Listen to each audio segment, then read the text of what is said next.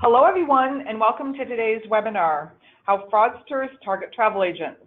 Hi, I'm Judy Howard with ARC, and I'm pleased to introduce our guest speaker, Doug Nass, who is our ARC's Director of Fraud Investigations. Doug's been with us for a long time, and if you've spent some time with us on our fraud webinars, Doug's probably been part of those. But this is a really important topic, so I'm glad all of you can tune in and take the time this afternoon to join us. But before we get started, I just have a few housekeeping topics I want to go over. If you want to ask questions during this presentation, go to the control panel to the right, type your question in. We're going to try to get to as many of those today as we can. If not, I'm going to pass the questions along to Doug, and he'll reach out, or his team will, individually to respond to you. Also attached is the presentation that Doug is going over today, so if you'd like to follow along, you can download that. Again, go to your control panel to the right where it says handouts, and you should be able to download that presentation. So ask questions throughout this presentation. Again, it's a really relevant topic that impacts all of us. So without further ado, Doug, I'm going to turn it over to you. Well, thanks, Judy. Good afternoon, everyone. Really appreciate you taking some time out of your day to join us on this. We believe it's a really important topic. Fraudsters are out there every day. We are tracking them. We're doing what we can to disrupt them, and unfortunately, they can do a lot of damage. So what we'd like to go through today is just some of the fraud schemes that these fraudsters pull. These are all real-life examples. We don't have to make any of this up because it's all true. And you know, these are things that we learn from our travel agent partners. You know, we kind of take the view we're all in it together. We're all trying to help each other. So hope you enjoy. And as Judy mentioned, that you know, we do like to answer questions. So if you've got something that we can answer during the webinar, that'd be great. Some stuff might take a little bit longer, and but that's fine as well. You can also see along the lower left-hand side, we do have a toll-free number into the fraud department, 855-358-0393, and also our department email, stopfraud@arccorp.com. So we love to hear from our agency partners on whenever they know they're being targeted or something's happened. So without further ado, let's start. If I can get to the next.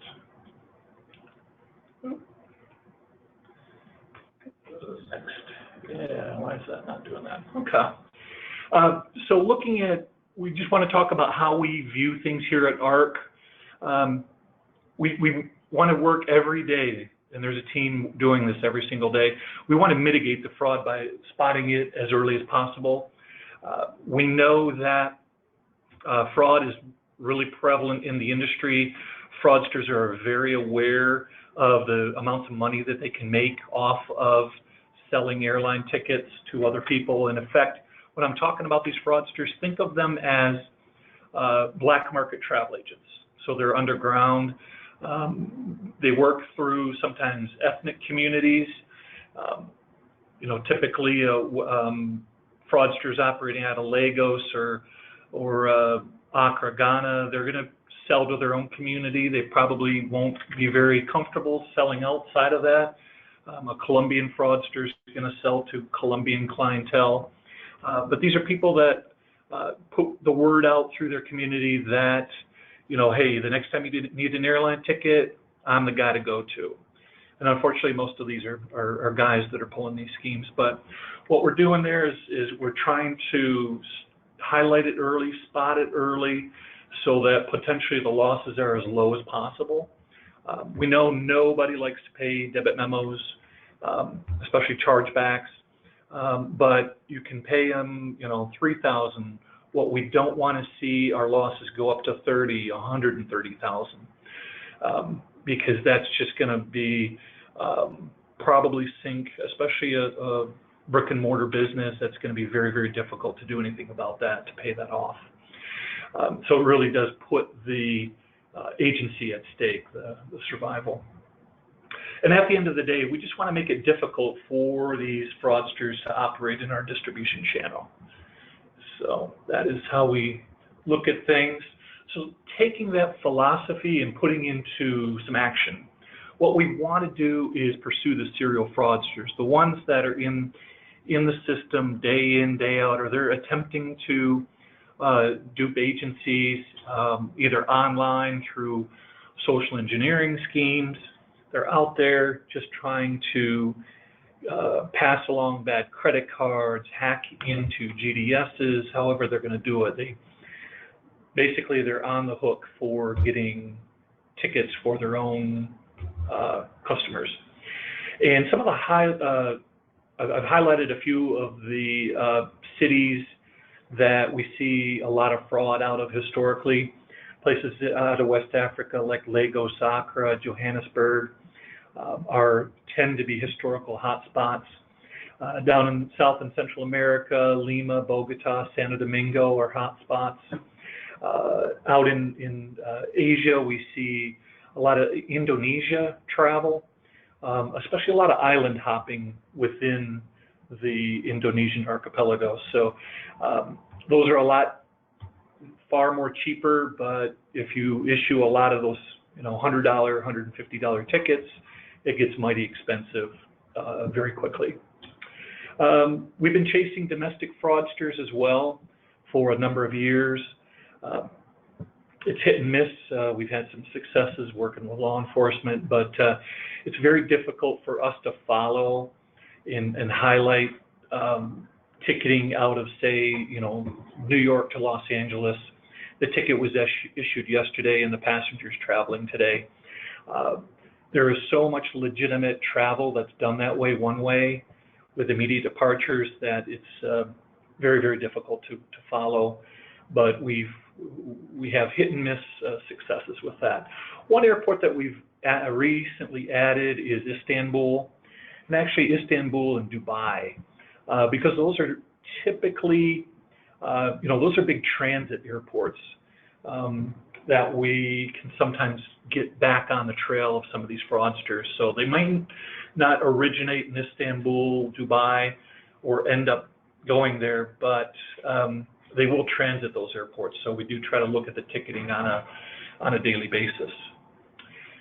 We're also looking to use the legal system to take on these fraudsters. And by that, I mean we at ARC do work with law enforcement. We work with the alphabet soup, FBI, Secret Service, Homeland Security, Diplomatic Security Service, anyone that we think is going to help us pursue some of these fraudsters, whether they're in the U.S. or not. We also want to do things like today's webinar, educating agency staff, independent contractors on fraud prevention and schemes. We think is very valuable. The more that we can get our word out to the community as to, hey, this is what's going on, the better everyone is able to protect themselves. And basically, at the end of the day, we feel that the best defense is a good offense. So we like to be very proactive in going after these people. Hey, Doug, I'm just going to pause you there for a little moment.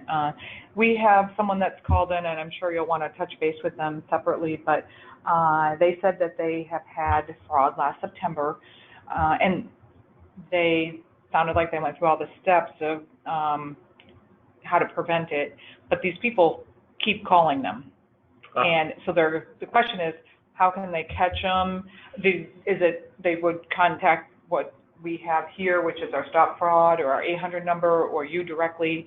It sounds like this is a consistent problem, and they keep calling. And they have like 5 offices, and they keep calling to each of their offices. Yeah, it's definitely helpful to let us know what's going on, because oftentimes these guys will be changing the alias that they're using, so basically the name of the day, the email addresses that they're using, the telephone numbers, and also the type of telephone. Is it a landline, is it a mobile, or is it a VoIP, voice over internet phone? We do try to track all of those and do our link analysis. It helps us get a better picture of who we're potentially dealing with, and also what part of the world. It's very difficult for us in the U.S. to do anything against some of the West Africa stuff. We do have occasionally at times Russian fraudsters getting in there and doing things. Very, very difficult. Eastern Europe.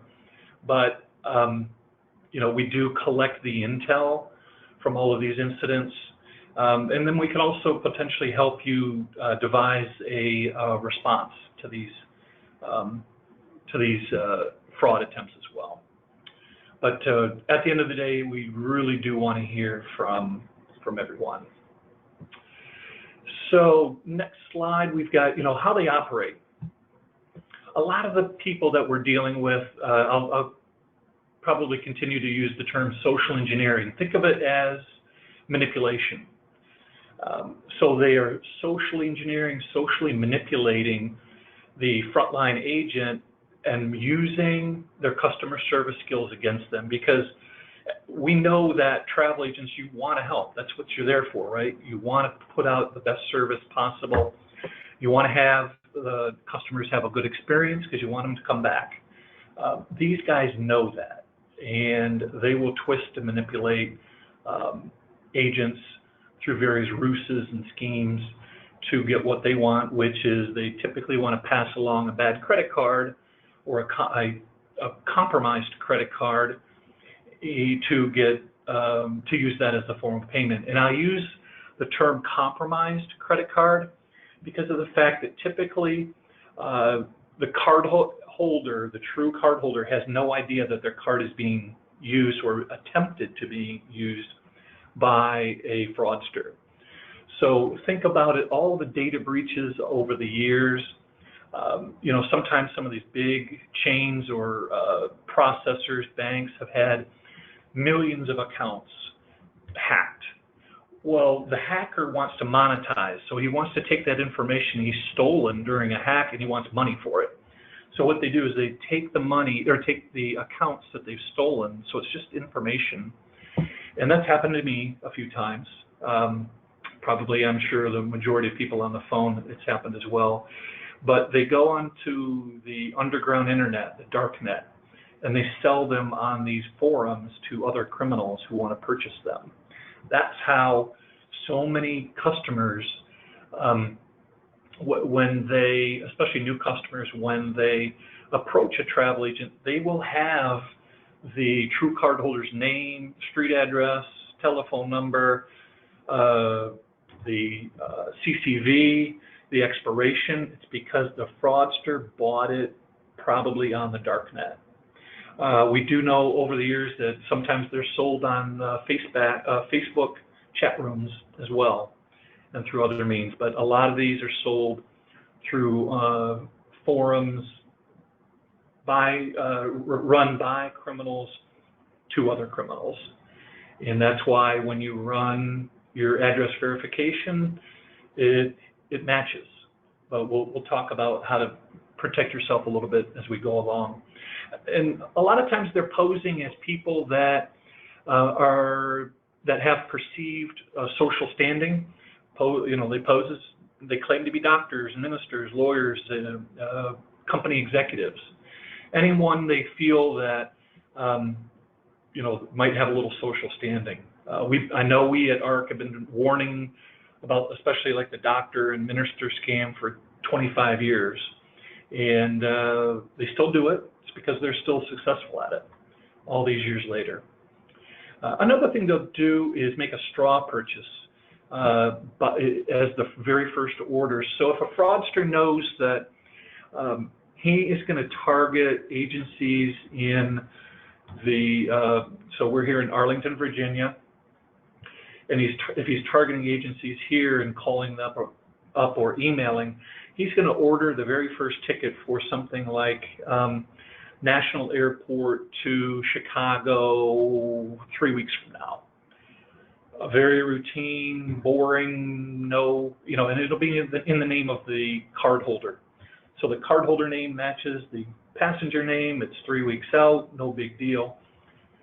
That is never meant to be flown. It's simply to allow the fraudster to establish a rapport with a particular agent in the office. So they may, once the ticket is issued and they receive their itinerary via email, all the customers that they're purchasing tickets for after that are going to be real people traveling. That this fraudster has taken money from the passenger, and now he's hustling to try to get a ticket issued by some agency in that other passenger's name. So all the passengers after customer number one are going to be real, true people, and they do mean to travel. They're also doing a lot of the research on the internet. We have fraudsters that will imitate your corporate clients, meaning they will go on and find out, say, an oil exploration company. So they've got people traveling in and out of some of the weirdest places on Earth that you hear the airport code and you got to look it up because you won't know it offhand. They will either call up the oil company or the exploration company, and they will manipulate someone low level to find out, to say who's our corporate travel agent. And now they will pose as a senior executive at the oil exploration company and get them referred into the corporate travel agency. This is happening over and over and over again. So sometimes they'll even dupe a low-level person at the corporate client to refer, to say, hey, send an email to them that I'm going to be calling them shortly. And so the corporate travel agent believes, oh, they've been vetted.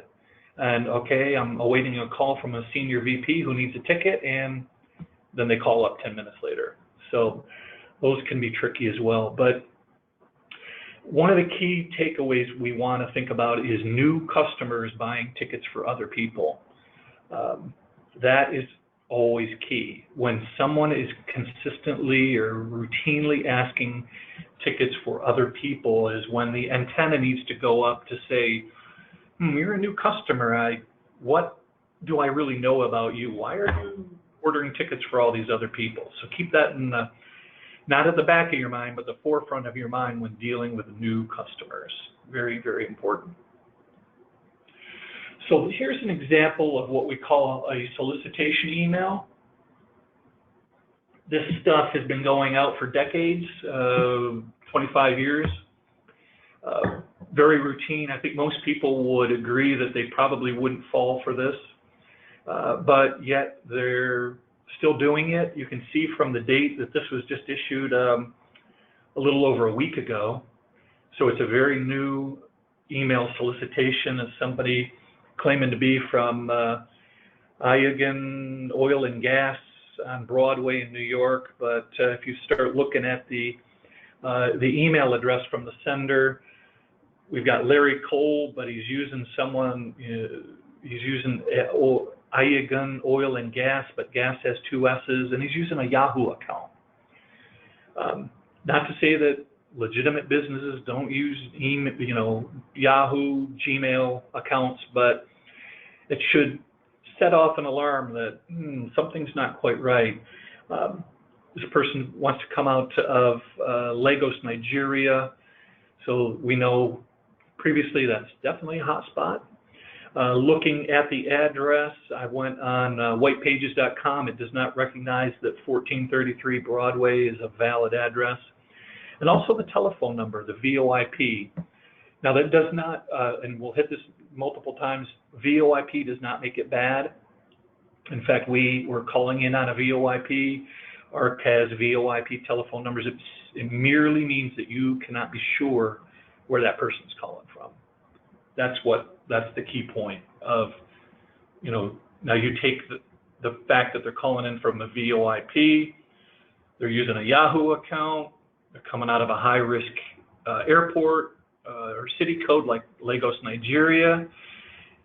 He's got a misspelling in his email address, so gas.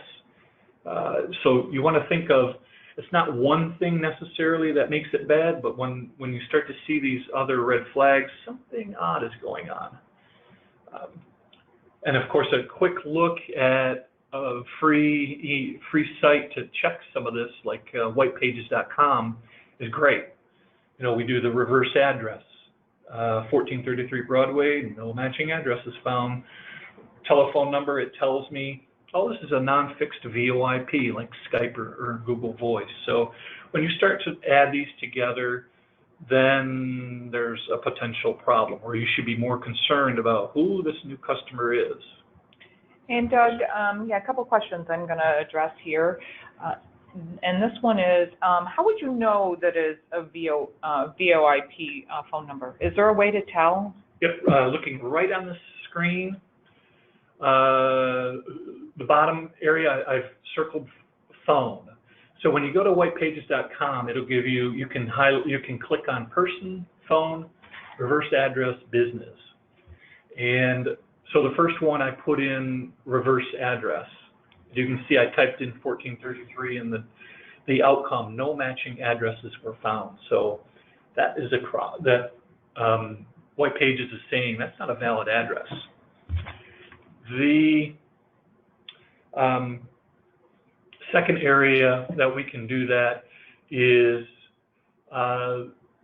you can check out the phone number. So I've highlighted or circled in red phone. I input 646-355-3670, and now look at, I've highlighted below or underlined in red non-fixed VoIP, voice over internet protocol.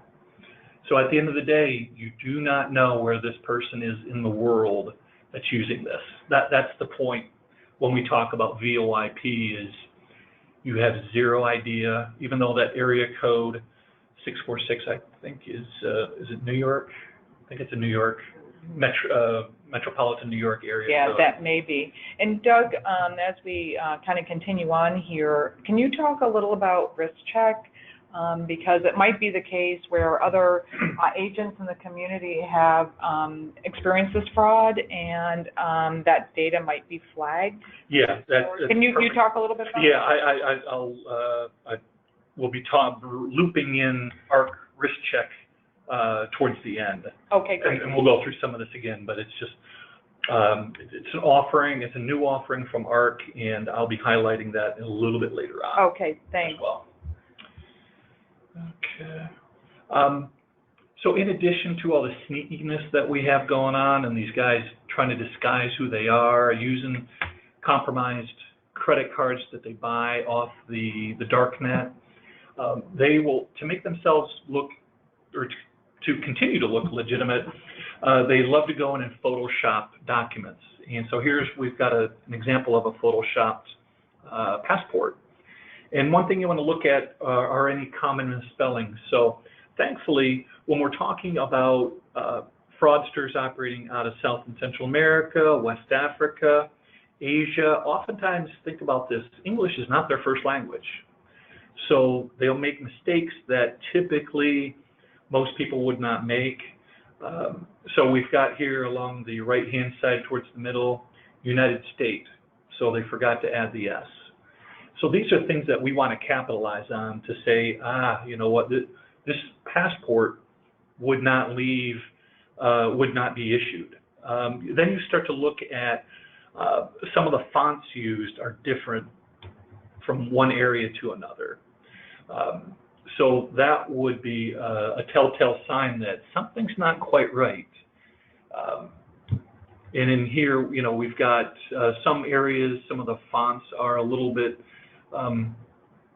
more blurry or a little bit faded, and others they're quite distinct. And you can just tell, like comparing each other, the date of birth is in a different font than Chicago, USA, right below that. Totally, they look totally different font, different sizing. Something's wrong. So if you're an agency that's getting this stuff, of course you also have to, you know, be concerned about PCI.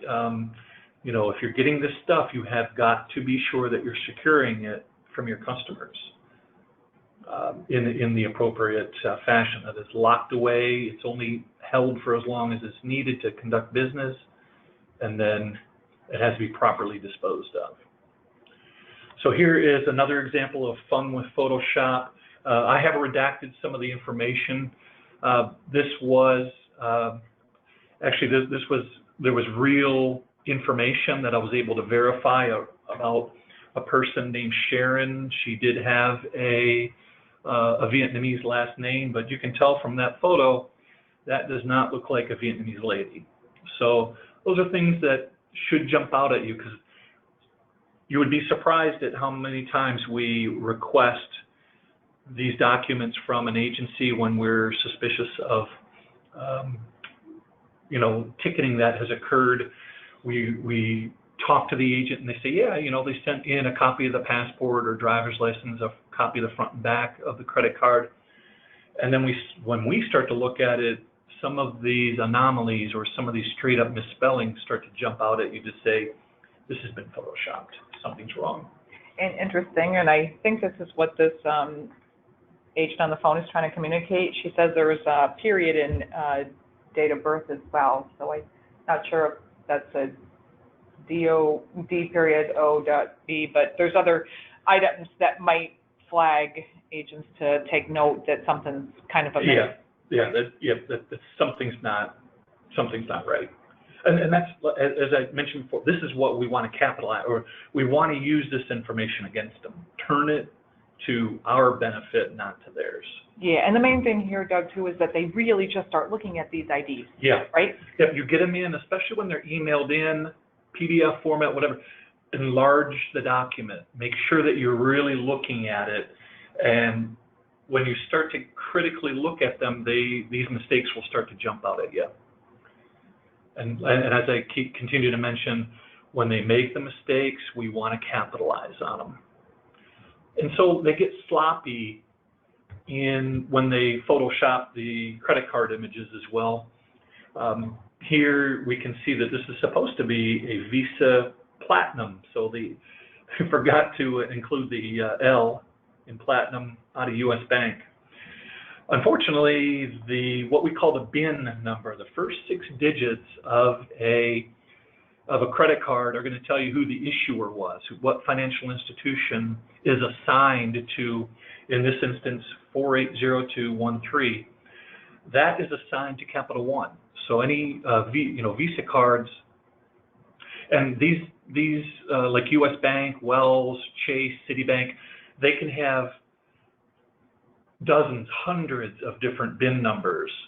But in order to tell, you can go to another free website called binlist.net, and you type in 480213. You'll find it belongs to Capital One, not U.S. Bank, which this ticket image wants you to believe that it is a U.S. Bank assigned credit card.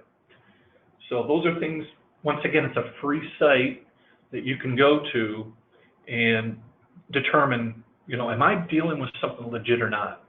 A lot of times, they won't make silly mistakes like these, but when they do make them, we want to capitalize on it.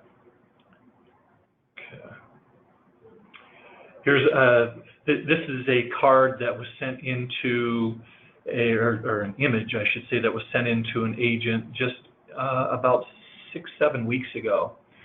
But you can see along the right-hand side the fraudster, and we know they're operating very likely out of Bogota, Colombia, but they didn't know how to spell corporate.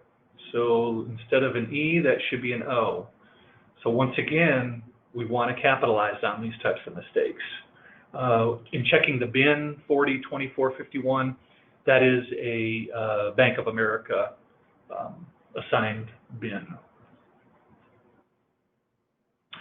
And also definitely ask for the back of the card, because as much as these guys make mistakes on the front of the cards or on the driver's licenses and passports, they spend even less time on the back. So I've highlighted here various mistakes that they've made. This card is issued by, full username. That should be the bank name. Instead, it's just full user.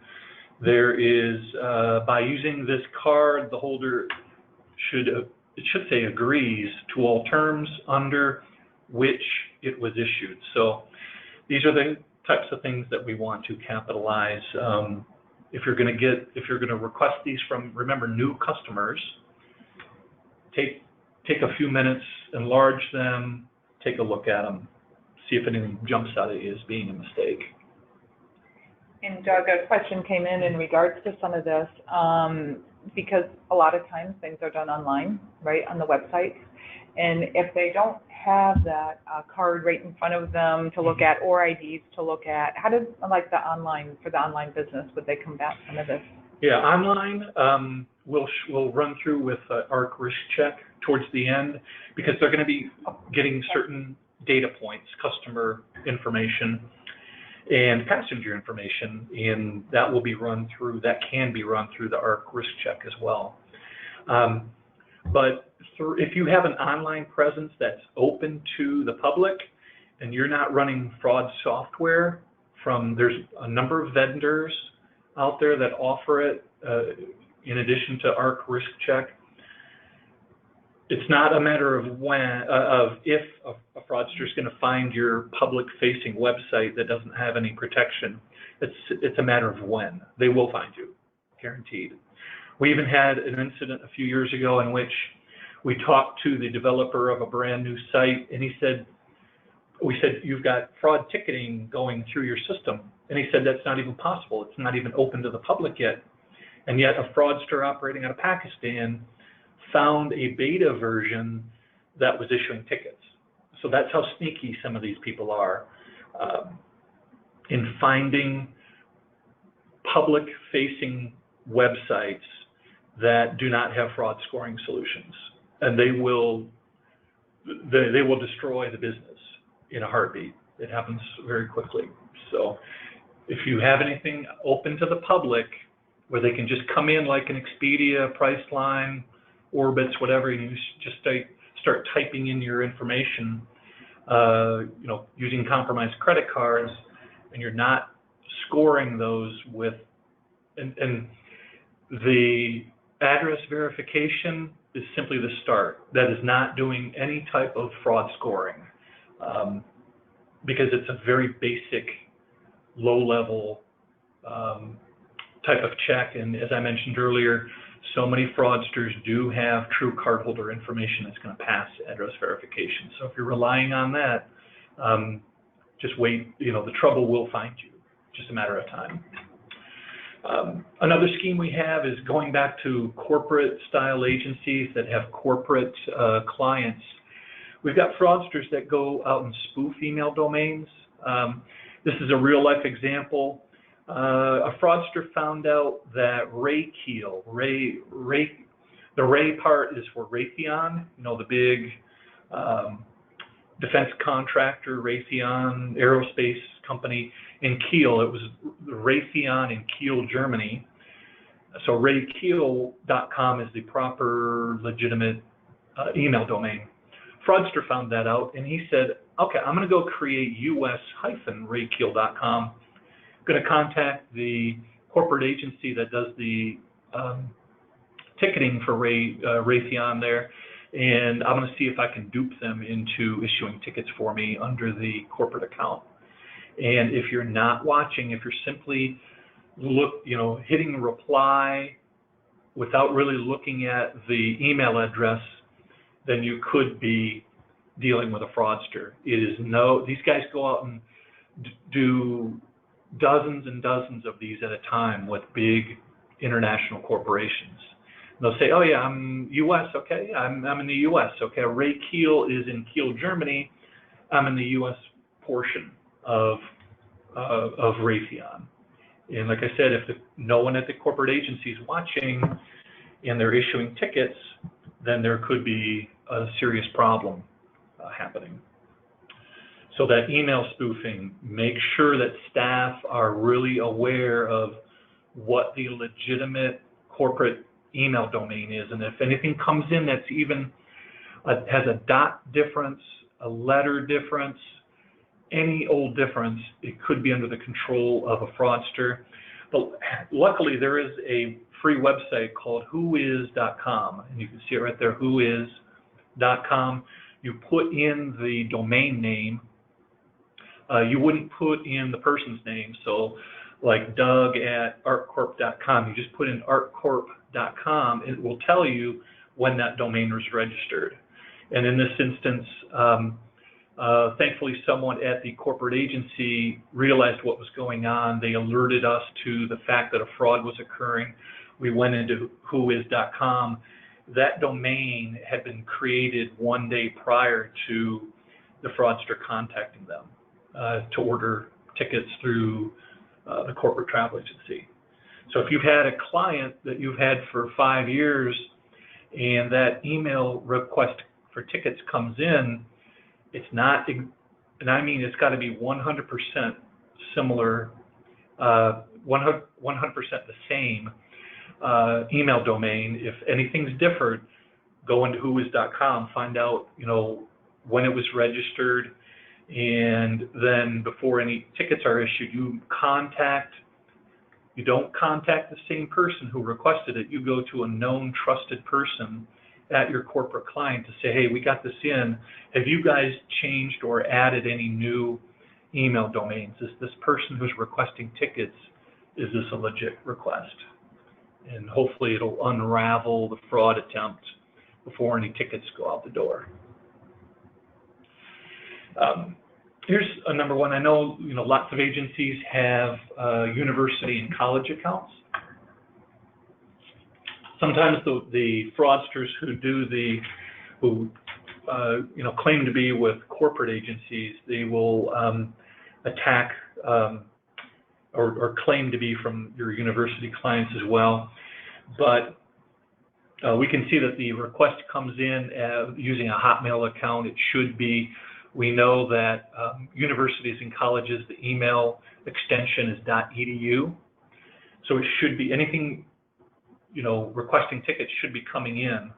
And you can see at the bottom, there are 2 email addresses in the signature block, travel.arranger@hotmail.com, which this email did come in at, and the real person at Tulane University. But because, you know, think about in the agency environment, if you reply back, and you're probably going to be hitting, unless you're very aware, you're going to be replying back to the Hotmail account, which is used by the fraudster, hoping that what they're hoping is that you won't include the tulane.edu address. So think about having a corporate policy of when you reply back, you only use the Tulane or the .edu account. We know that agencies have had success in stopping a fraud cold before it happened, because they had a policy in place. No matter how it came in, Gmail, Yahoo, Hotmail, no matter how it came in, that reply goes back out using the edu. Of course, we also have down below in the signature block another VoIP, but this has a Los Angeles area code 310. So why would someone at Tulane University in Louisiana have a 310 area code?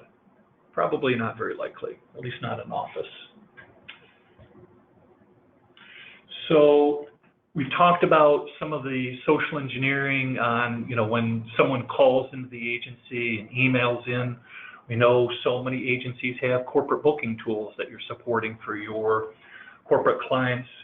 Unfortunately, fraudsters love to get them into them as well. How to stop that? Now, you could have all of the best fraud procedures in place.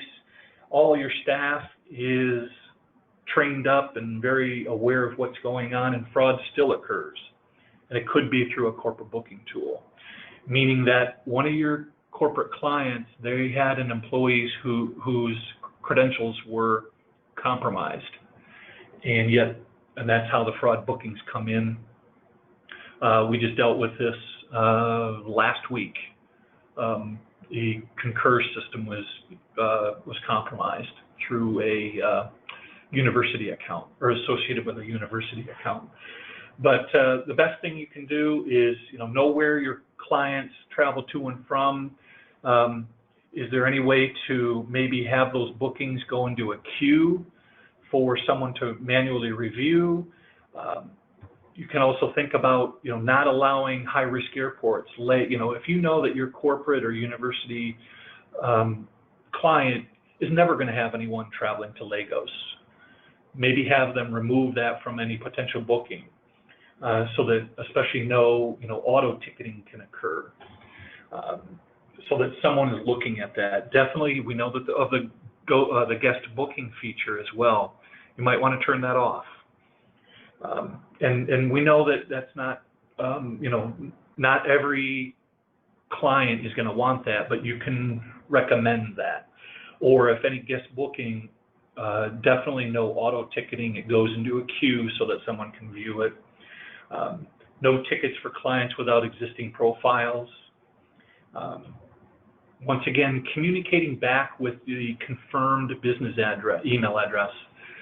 These Yahoo email accounts, Gmail requests. Now the requests can come in that way, but the replies need to go back out using the proper business email or university email address. And we also have something, the opposite side. We've seen this before. Alternatively, is someone calling into your call center asking for tickets when they really should be using the booking tool? So are they using up valuable call center time when they are, at least the profile shows that they should be using that booking tool? That could be potential clue that something's going wrong as well. Another problem we have, or challenge we have, is after-hours services, in which fraudsters will wait to the end of the business day in order to get to an after-hours service, so that they know that oftentimes if the travel agent, that after-hours agent, is not doesn't have anyone to reach out to verify ticketing requests. So that is an issue. And once again, that's social engineering. Some of these fraudsters wait until the close of business hours, because that's who they want to ticket. And what they're looking for is, this is key, unprofiled travelers. Now, they're probably going to claim they're going to be a senior VP, a senior executive from a corporation or someone high up in a university, and they will have a conversation with the after-hours agent claiming to be such a person, and they're going to be requesting tickets for unprofiled travelers. This should be a red flag immediately. That why are they doing it? And of course, they're claiming to be someone high up, and they may, be insistent that, hey, I've listened to these conversations before. I'm the university president. You're our travel agent. You will do what I say. So, that type of environment can be very intimidating to an after-hours agent who doesn't know or doesn't have a means of verifying or confirming any information. We also have one fraudster who he always requests from the agent over the phone not only the GDS record locator, but also the airline record locator. So what we recommend is, if the caller is also the traveler and there's no other tickets being requested for other people, yes, you can give the PNR to the caller, and if they're a profiled traveler. Once you start adding in other passengers, especially unprofiled travelers, after-hour service or anyone needs to know you do not give out the record locator over the phone. That has to be, just say, have a policy in place. Even your regular, normal hours agents, sorry sir, sorry ma'am, we have a policy agreement with your company that we will email that information to you. I cannot give that over the phone. In order to vet the caller, ask for their cell phone number. It's not the be-all, end-all of ways to vet callers, but another thing they can ask is, what is the profiled traveler's last or most recent trip, or a recent trip? so that they can see, another way of verifying who they are, that it's highly unlikely that a fraudster would have that information. And also, I've listened to a number of conversations with after-hours service. They're giving out too much information back to the caller, where I can hear the conversation going, and they're asking for the birth date of the caller, and say, okay, I see that you're January 1st of 1972. Okay, well, agents should not be giving information over the phone back to the caller. That's always ask the information and then verify what's in the profile. And also have these conversations with your corporate and university clients beforehand. What's going to happen? Who's going to be liable if tickets are issued against a lodged card for what that turns out to be fraud? You do not want to have these conversations. These are not fun to have. It's obviously you want to keep these clients. You've done a lot to keep them. Have clear communications or written policy as to all of who's responsible for when things go wrong. Don't wait till after a fraud has been discovered. Another free website you can check out is Who Calls Me. This is a fun little community where agents are uploading telephone numbers. WhoCallsMe.com. They're uploading to say, hey, area code 323-570-3887. I got a phone call, fraudster, and he's also, what I like here is if you look in the body of the message, they're using, they've included the email address that the fraudster's using, info.wilson68@gmail.com. So now we have two pieces of information about a fraudster. And then down below, same day, March 14, someone else said, hey, just received a request for an address in Boise, and they've included some information about the fraudster. So these are, once again, free sites that you can check a little bit of the information out on. So at the end of the day, what you can do is trust. You want to trust that the customers contacting you are who they say they are, but you want to verify. You want to be smart about it, right? You want to expand your business, but you want to be safe as much as possible. So, I've mentioned all of these sites before, Whitepagescom. Look at Google Maps.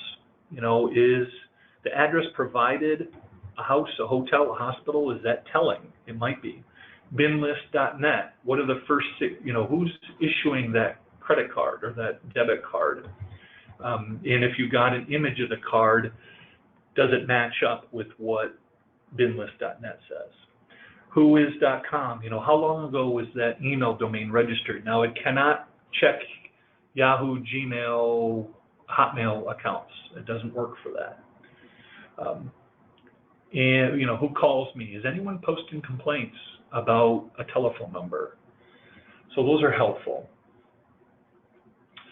We also definitely request, incidents are reported into the Internet Crime Complaint Center, which is at ic3.gov, ic3.gov. This is the same thing as reporting it into the FBI. And you can see at the bottom in the red box, file a complaint.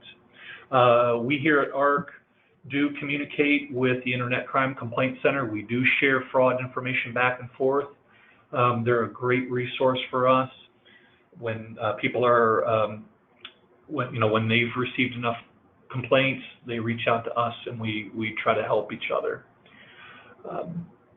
We have success in this area as well of going after fraudsters. There are fraudsters sitting in jail through our efforts in West Africa, up in Canada, here in the U.S., various fraudsters. This is one of the more recent successes we've had.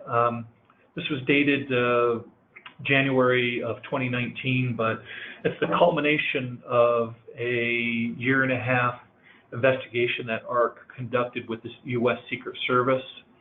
And this happened to be, it says here, SWAT team arrests $3 million Discover card fraudster. Really, the losses are at $4 million, but this involved teams of fraudsters flying out of the New York City area into other parts of the country. The fraudsters would operate in teams of 2, and they had lots and lots of counterfeit, especially Discover cards, and they would go shopping for about 36 hours, buying electronic goods, jewelry, and downloading as much of the credit onto gift cards as they could, and then after about 36 hours on the ground, they would fly back to the New York City area with especially big stacks of gift cards. But in working with the Secret Service and other law enforcement, we were able to have this ring cracked. And at the end of the day, probably about 11 people will be going to prison. This is still playing out in the justice system, but the ringleader will be going to prison for at least 15 to 20 years, the last I heard, once he's sentenced. But yeah, it's every once in a while, it's sort of, we do have some successes. We do disrupt these fraud rings, and this crew we were able to trace about $100,000 in airline tickets. So we were interested in it because they were using the same bad credit cards that they were purchasing gift cards and jewelry, electronics, was also used to buy airline tickets through travel agencies with the bad cards. So every once in a while we have our success. You also want to check out the ArcCorp website. We do have a fraud prevention area where we have a lot of these schemes. We really recommend, especially new agents in the office, go to some of these, go to the website, look at schemes, best practices, the free internet tools. We have partners in fraud prevention. We also have a list of criminals who have been convicted of crimes in the travel industry as well.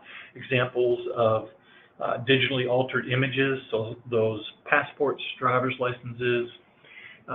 We also have loaded up some on-demand webinars. So I think there's a dozen or so on there on the website right now that are another great resource. Another thing we mentioned earlier is Arc Risk Check. Now, this is a relatively recent collaboration between Arc and a Dutch firm called Perseus out in Amsterdam. And Perseus, the Perseus tool, it was really developed by a lot of fraud representatives in the airline industry. So it's very much focused on fraud in our industry, not necessarily the banking industry, though they can use it as well, I suppose, or other online industries. But it does incorporate some artificial intelligence into the program. It is community-based, meaning all the users agree that they will upload their fraud incidents into the database so that's searchable by the rest of the community. It will provide a risk score. So if you put in an email address from a new customer and it scores negatively or in the red, you're going to know, you know what, I think I'm going to stop before I issue any tickets. Something's not right. I'm not comfortable with dealing with this new customer, or a telephone number, a passenger name might be flagged as if they've traveled in the past on a fraudulent ticket. They can be flagged in here as well.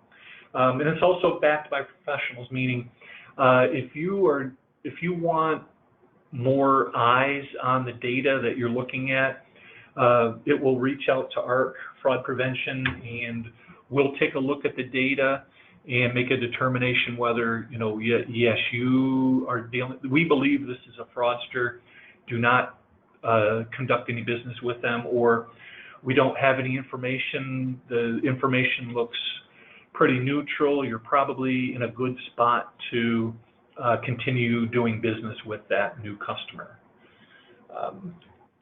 So this is how the site looks. You can see along the left-hand side, it's asking for the email address, passenger first name, last name. Now that's key. We're not asking for the cardholder name, right?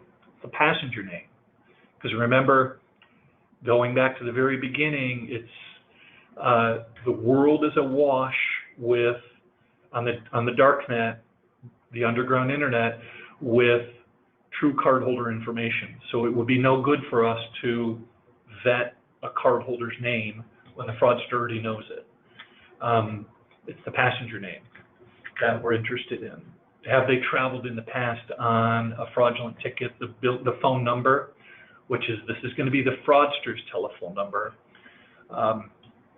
Some of these other areas, you know, point of departure, point of arrival. Are they traveling in and out of risky airports? By chance, do you have an IP address that could be inserted?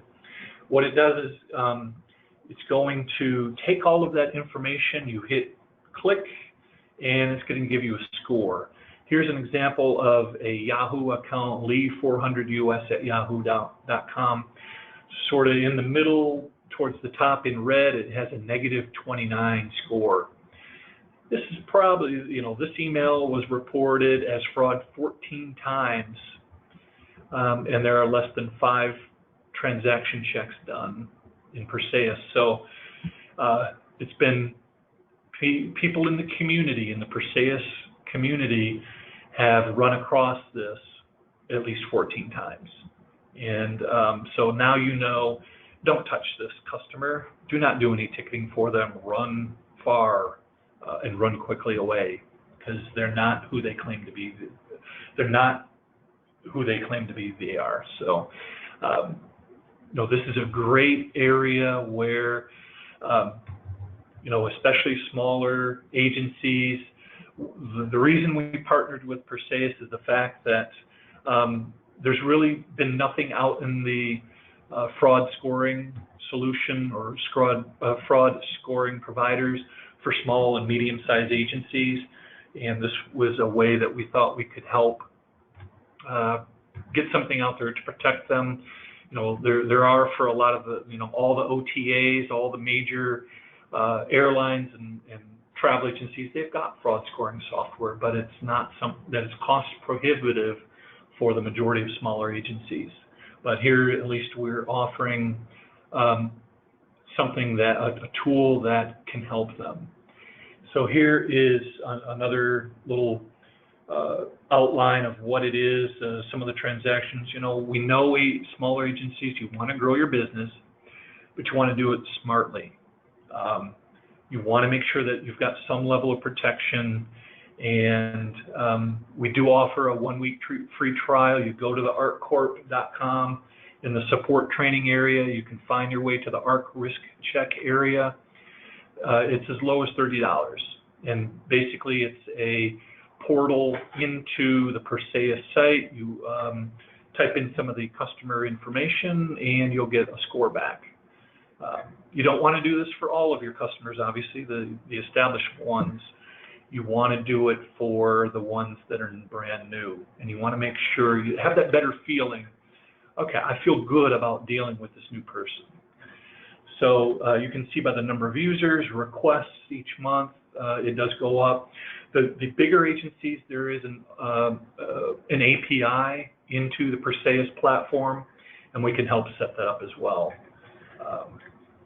So those are things that smaller agencies can do to help protect themselves. So that's the end, Judy, and everyone on the webinar. Thank you so much for taking your valuable time. We want to hear from you, your email solicitations, the fraud incidents, once again, at 855-358-0393 to the ARC Fraud hotline, and forward that information to stopfraud@arccorp.com. Okay, great, Doug.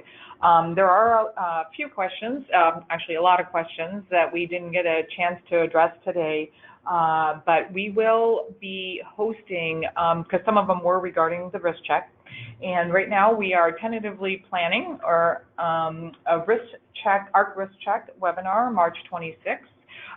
2 to 3 East Coast time. So please be on the lookout for more information on that, how to register. But we do encourage you to take advantage of this webinar to really learn more about it, because it is, as we all, Doug has just spent the last hour talking about, fraud is huge, and it doesn't seem to be dissipating anytime soon or going away. They just find different ways in order to infiltrate, it seems like. So in saying that, as Doug has the information up here, also some of you had expressed in some of the questions some emails that you get in. Should you take the time to send those forward to us? Absolutely, I would say. I see Doug shaking his head. So yes, send those on to the email that's here up on the screen, stopfraud@artcorp.com. We are at our time, but I will forward these questions on to Doug and his team to address individually. Again, use the resources, as Doug pointed out, on our artcorp.com website under the fraud section. There's lots of good information in there, and I've answered some of you individually as well. So please reach out. The other global question, will this be recorded? Yes, it will. It will be posted in the next few days or by beginning of next week on our artcorp.com, that's hard to say, website under the webinars on demand. Just type that in the search function and you'll get right to that page. And you should have been able to download the presentation deck. If not, please send me an email, jhoward@artcorp.com, and I'll get to you as soon as possible. Thanks, everyone. As always, we are so grateful for you taking the time to spend with us here today. Thanks, Doug, to you and your team for all the great work that you do. Okay, thanks so much, everyone. Bye now.